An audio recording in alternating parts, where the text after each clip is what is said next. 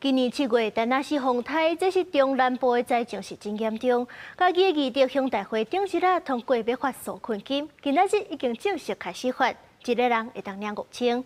因那伯伯伫咧嘉义太保市是上早发讲要发补助的，不过这案件却是无过。昨到挖近100个市民顶前，望市公所会当想办法，把这预算杀好过。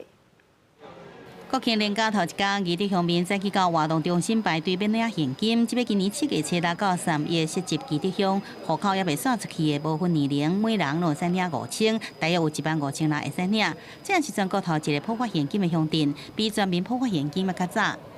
要来修理低调啊，低调，互风台损失真严重啦。修缮啊，可能的风灾的受损啊。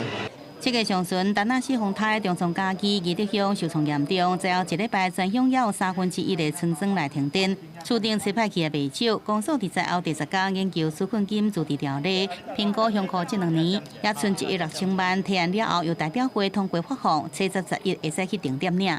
超征的关系，其实都有很多的统筹分配管，多一次的发放给各乡镇，所以各乡镇如果说有结余的话，基本上还是有能力可以发放的，只是说多寡的问题。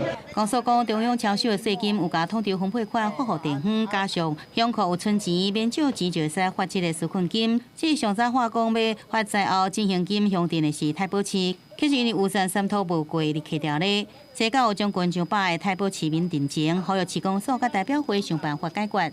你计划通过我们发放，你预算却又否决，那我们自案难行啊，因为不符合规定嘛。对丹那市风台嘉义县要死亡重伤家属损害者补助的说法，地方政府除了义德乡、太保市、梅山乡也拍算普发3000块现金。记者综合报道。